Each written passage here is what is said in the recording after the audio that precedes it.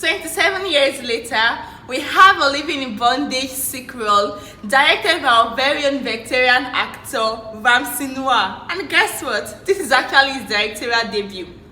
Living in Bondage sequel continues the story of Andy Okeke, acted by Kenneth Okonkwo, and his court group. But this time around, the story focuses on Andy Okeke's son, Swanky JKA. And guess what? They actually brought in the development that would have happened in the last 27 years. I think this is a good one to go by. This movie is an almost perfect sequel to the original. I use the word almost. Yes, you get to understand why later. First of all, let's start with the casting. Like, they settled down, select the cast for this movie.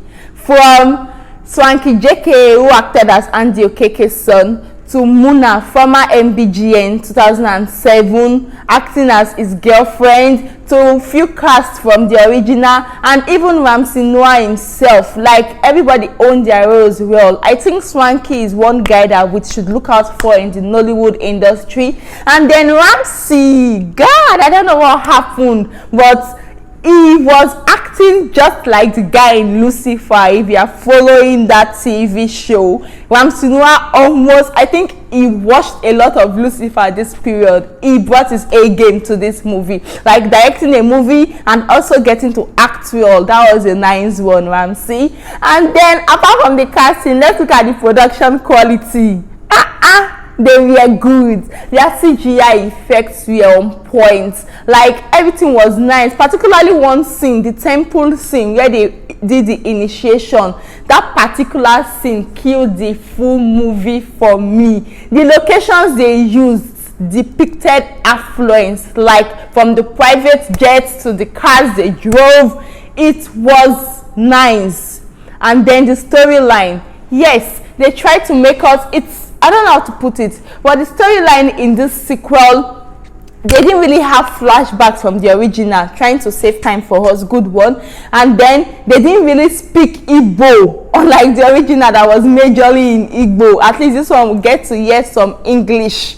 And then the storyline in itself, I like the fact that you would go to the cinema hoping, okay, since it's all about courtism, that's why it would continue. But then there were a lot of twists.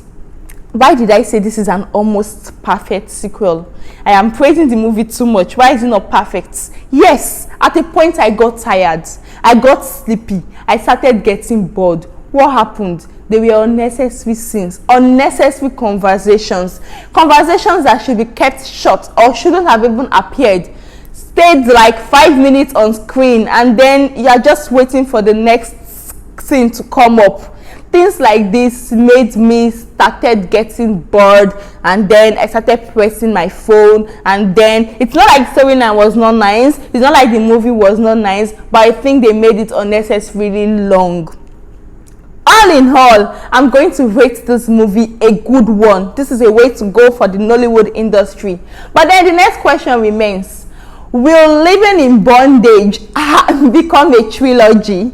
Like, we have a sequel, we have a prequel, we have a sequel. Now, will there be a part 3 in quotes? Because with the way it ended, we get to realize that, okay, Ramsey Noah is like the devil in quotes.